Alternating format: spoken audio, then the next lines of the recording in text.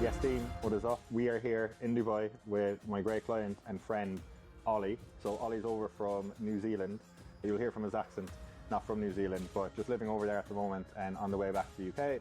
Had a little stop off in Dubai. So we said we'd sit down. We both have a flat white. My first time ever having a flat white, which I actually like, so thanks for that. Ollie's been a client of mine for I think just about over 4 months now, and his progress has been truly amazing to see, and I think a lot of you can take a lot from his journey and what he's been through. Super humble guy, really inspiring. So yeah, I think something you'll take a lot from the conversation. So Ollie, take me back to May. I remember we had our first call the day before I went to Bali. That's why it's in my head, because I was flying out.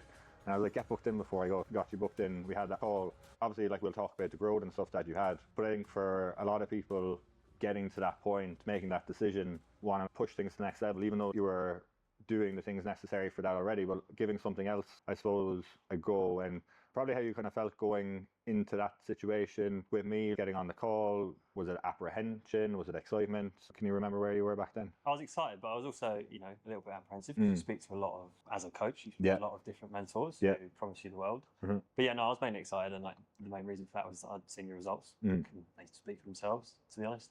And I was also pretty struck by like how humble you were about the stuff that you'd achieved. Obviously you see you driving a Ferrari around, but you speak to you and you know, I don't know. Yeah, you would think it. Do you know what I mean? Yeah. It's kind of similar to how I am about stuff. So I'm not driving a Ferrari, but you know what I mean? Yeah. So I was excited when I spoke to you, and I knew I wanted to scale. And I was at a point where I didn't know where to go next, to be honest. I just kind of felt like it was just like Groundhog Day every Monday, and I'd just be smashing away doing the things that I thought I had to do, but nothing was really changing. So yeah. I think that's important, like what you said there, around like kind of having similar values to the person that you work with. I think that's important. And even like Hayden has said it to me. He's been on calls with you, a few other clients. He's like, geez, all your clients are so sound, like, and they're also like good, genuine people. And I would hope that's how I operate and that's how I come across. So I think it's natural that you kind of attract people in a similar way like that. Actually, funnily enough, one thing I didn't bring up, we actually met in the gym in Dubai. So you came, would that been maybe a month before you started? Yeah, it was about a month before. I think you had a deposit down. I think you were pretty much locked in. So like we were going to get started together, but it was our first time meeting. So it's even mad just to think about that, from like meeting up again here. It's crazy as well, like for me, just the growth, like which we'll go on to now in terms of what you had, but just the speed in doing it. It could have easily been like we had that discussion in April, May, and you don't end up getting started till now. Do you know, I've worked with loads of clients who I'd have a call with them and they may not start for another 4 to 5 months or whatever, which is cool. But like you getting started, getting stuck in and going from under 10K months to like 30K USD cash collected this month already with a week to go in September, which is mad. Kind of talk me through, one, how that like feels for you to say, like, do you have pride in it, or does it just feel like still this feeling of wanting to do more, a mixture of both? Or no, there's definite pride there. Yeah. Because it's something that I never thought I would achieve. You know, when you first start online coaching, you think like getting to 10K is a big thing, and then you're like, how could you possibly get to 20K? And it's become a reality pretty quickly, and it's happened consistently now. So there obviously those pinch me moments. But it's now, and I was saying this to you earlier, it's starting to feel more normal now, and I feel more in control of understanding why I'm at that point and then what I can do next. So I'm certainly proud of it, but definitely still want to scale. And the amazing thing is that I know that, I guess, you know exactly what to do to get me to the next bit as well, which is a nice feeling. I think even like what we spoke about of, one, feeling like you're at a certain point and being like, wow, I can't believe I'm at this income, but also quite easily being like, I know how I can be earning more. And I think that's actually like an unlock that I definitely had, that you're experiencing, that sometimes it's almost like, how do I get past 10K? Like, people don't understand it.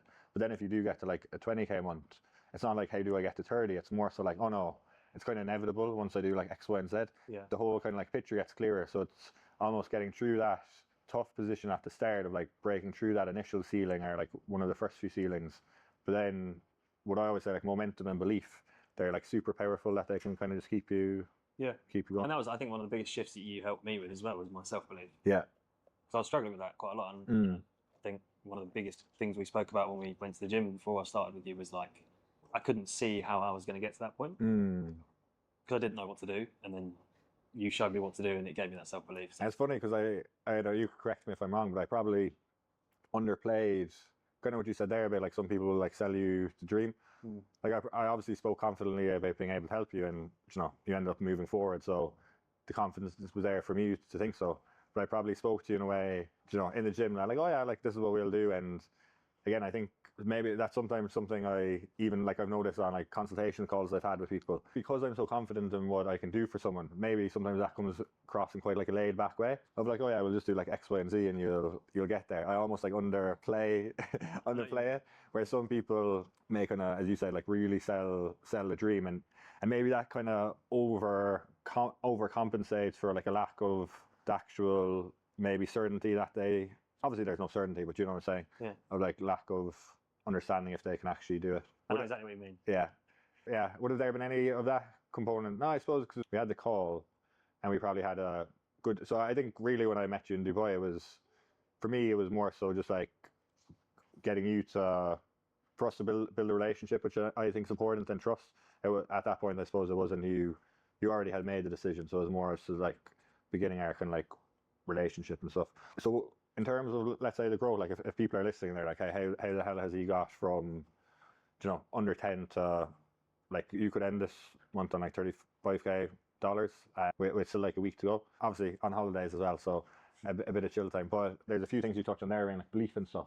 But if someone was like, okay, 2 things I need to do in my business now to like start hopefully getting to like a similar level, what would you say? I said the first thing is like, stop beating yourself up for not being able to do absolutely everything you feel you want to do every single day, because you're not going to have the time to do that. Yeah. And then the second thing is like spending your time actually focusing on the things that are going to genuinely move the needle with your business. So stop spending time on stuff that actually isn't going to make a difference. And for me, though, that was trying to push out way more content that actually wasn't converting, and just trying to get more likes and followers, which wasn't helping me. And then the other big thing for me was actually understanding what metrics to track and why we're tracking them, so that then we could take like actual insights from that and fix the problems and the bottlenecks that were actually happening, and fix them one by one. So those were probably the 2 biggest things I would say people should try and fix. Just on that first point, do you think almost a part of that comes down to almost how coaches want to be perceived by other coaches, or if they're not doing it, like if they're not leveling up their content or posting as consistently, even if their business is growing, it's more so like, okay, how will I be perceived? Yeah, I think so. Yeah, I think people like care about that too much, in terms of maybe they're kind of doing things for not actually for their ideal clients or customers. It's more so, okay, what will I be perceived in the marketplace from other people? I know exactly what you're saying. I feel like when I look at other coaches on Instagram, and I think it's just instantly, you make your opinion based on how well their social media is doing. You think, oh, that person must be doing really well in business because their videos are getting better. That doesn't mean they're necessarily doing well in business. But I think I was so caught up in that mindset before. That was the other biggest thing I've taken from working with you, is it's like there's a different thing that's going to work for everyone, and it's about finding what needs to work for you, what will work for you. 100%. I think with like business growth and scaling a coaching business, I think like obviously there's going to be similar foundations and like plays that you do that can work across clients, but I also think there's definitely differential levers that you can pull based on the individual. So if we look at it like a bigger picture construct, it'll be very much similar, but then in terms of like the plays that you actually do, to be very much different. Like for example, if you came to me and you had like a lower following that wasn't really growing, you felt like there wasn't really that many leads coming through, our initial kind of game plan would have been different, even if your revenue was the same. But because you came to me with that revenue and the feedback you gave me of like your account was really growing, you had a lot of like new eyes on your page, it was more like it was like a lot of kind of cold people that weren't super warm to wanting to work with you. So that was the area put in. So that's like 2 different situations, same income bracket, but needing to work on completely different areas. Yeah. You referred, I think you said it to me, it's like see it like a game. You're like constantly solving these problems that you need to fix. Yeah. It's just understanding how to solve each one of those problems that's going to continue to help you move things forward. Yeah. And I think as well, knowing that like at each level, there'll be different things to get you to like the next level. And I think that's where people can kind of stay stuck as well. So for us in that initial drive, is okay, we have a lead issue. We just need to essentially get people from cold to warm in our ecosystem and nurture them more. That will get you to 20K a month. And that was the biggest focus. And that kind of like broke through that ceiling, or at least the high teens. Then we fixed that. And you're like, okay. And then we had a sales issue. So we're like, what do we need to do with our sales process to convert more? Because there's a lot of interest. But now the conversion is the area that needs most improvement. You did that, and that's like, okay, now I'm just like, with those three things in place, now I'm consistently doing 20K. But if we didn't then, hire a coach, work on the delivery side of things, you'd be stuck around that mark for ages. Yeah. So you kind of breaking into new territory this month has been from like solving that third problem. Yeah. Yeah. Definitely has, especially getting a coach and understanding how to tackle that. And like if I'm predicting your future, this is what I see. I see like this month finishing over 30K, next month kind of even pushing high 30s, maybe 40 potentially, and kind of like doing similar stuff that we're doing. And then I see getting to that mark, you having a lot less time spent in delivery, and now you can really go into CEO mode of like working on a business, which I know you spoke about as an area you want to get into. And then it's like, okay, now we can have a few exciting projects where we can like really push the business into the next kind of like realm of where we're going. And kind of what you spoke about, doing the thing that's most important. I think you get this space of like, okay, what's something we can work on that when you're in full hustle, doing a lot of work, wasn't like super relevant to work on. But now if we put time into this will just like skyrocket us ahead. So something that maybe wouldn't have been relevant if you were at like 10K, because it's like, hey, it's not going to make a huge difference. Like, let's focus on other things. But because then you're building the business, you have this free space, and I'd almost kind of call it like your power, like magic time, where you can just be like, okay, this is like time where I've now built this business to a point where I can just have this kind of like magic time to myself, where I'm like, hey, what kind of do I want to work on? What's going to make a difference to the business? Which is a cool place to, like, you have to earn the right to get there. But I think that's where I see kind of like the next steps and stuff. Yeah, that sounds exciting to me. Okay, so self-belief. And that this is a good question for you in terms of within your coaching program, clients get great results, get really good feedback. What would you say for you from like a delivery standpoint that is inside your program that like maybe is very important for you in terms of results you get clients, making sure like delivery's on point, but also being able to like scale it where it's not taking like too much of your time? Is there anything specific for you that like is in place from a delivery perspective that it's not? And I'm not trying to reinvent the wheel. So I think genuinely one of the biggest things for me is that I care a lot about my clients and like the stuff I'm doing for them in terms of check-ins, the feedback I'm getting will genuinely ensure that they get results. And because I put the time in at the start when they first sign up to really understand them, and I put the time in every week to make sure the check-in is actually really good and thorough, that buys me a lot of time back because they feel supported and they feel like they've got all the info they need, so they don't need ongoing support all the time, which has brought me back loads of time. Well, not brought me back, I mean, it's always been like that, but I get you. Doing that and then teaching another coach to do that and get the same results has been game-changing, because now we're continuing to get amazing results, but there's another coach taking care of it and doing the exact same thing, and now we're almost at the point where we can add another coach again, and that's been, I think, the thing that's made it. Like I said, I've not been reinventing the wheel at all. There's nothing like special that I'm doing that's different to anyone else. But I think it's sometimes as simple as like if you give a shit about the people you work with, like that's a huge part of coaching, and it would be the same for me.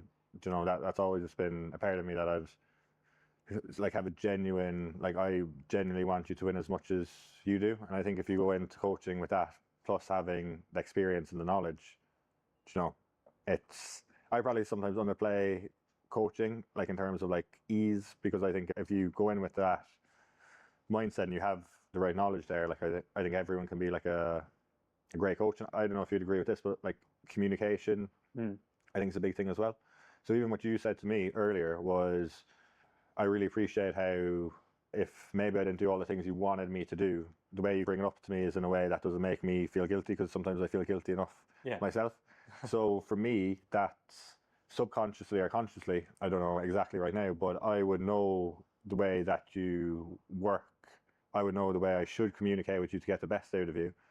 And then it's making sure I do that. Whereas then I could have another client, I have one in particular, who prefers kind of like being a bit more direct and kind of likes things being a bit more like up straight, or like call me out on my stuff if I don't do it. He's mentioned that to me a few times, like, because that's not a natural way, that's not a natural coaching style to me, but he's brought it up a few times to me about like that's how he performs best. So I think that's a huge thing that, especially with like the rise of AI and all this, I think people underappreciate when it comes to coaching, whether it's fitness coaching, business coaching, the importance and value in how you communicate. Like the emotional intelligence side of things. Yeah. We were even speaking about like football earlier. Sir Alex Ferguson, any Man United players who talk about him, because he wasn't even like an on the field, like boots on the grass coach. He kind of had he had coaches all the time who did that. So he was very much in the behind the scenes, the background. So that just shows, okay, tactics, strategy, knowledge, important. But he was known as the best manager ever and he let other people do that.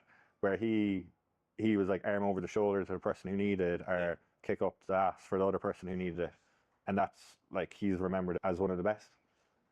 So yeah, I think communication is huge. Just with the coaching hire you've had, interestingly enough, you would be one of the coaches, like a client of mine who were getting a client of yours to become a coach, which would usually be my recommendation. And that was from like past experience.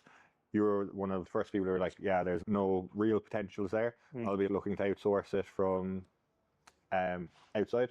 So for you, I suppose like a lesson that you've had in hiring, obviously it's been like super successful, great person on the team, doing really well. Is there anything, like if someone was to ask you a piece of advice, like what's the one lesson you have when hiring a coach? Is there, from your experience of doing it, is there anything you can take? Give them a lot of time when you first get them on board, because it makes a big difference. If they feel like you are there all the time supporting them, they know exactly what they need to do, you've set expectations, you've set processes in place, so it's crystal clear. Like, I think that's the biggest thing. The first couple of weeks, I hadn't done that. It was a bit all over the place. It's kind of the same as what I was saying about how I work with clients.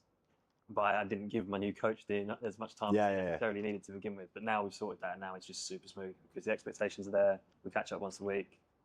He feels confident managing everything himself. That was probably the biggest thing. When it came to actually finding the other coach, I have a background in recruitment, so like I was kind of happy with that process. But I think the biggest thing is don't settle as well. Like, have a lot of conversations, because Very true.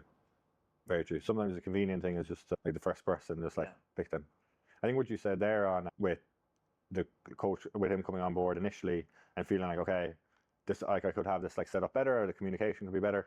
I think actually the most important thing there is you just got, like, we just started that process as soon as possible. Yeah. And I think that can be the biggest thing, where if we like really deep in, okay, like what's the communication like going to be at the start, and how's this, and you wanted everything to be perfect on point. You know, you still might have not hired him by now. So it's kind of like, just get him in, and then you kind of really saw after like a week or two, like, okay, I'm kind of seeing there needs to be more communication, or we need to be doing that, and you solve it in the time. And I think that's a huge part. And I always say, like, in business, for me, I think one of the biggest things, my strengths, is my lack of perfection in a lot of ways. I wouldn't consider myself a perfectionist, and I mean, that just means I can just execute and get things done and then improve it.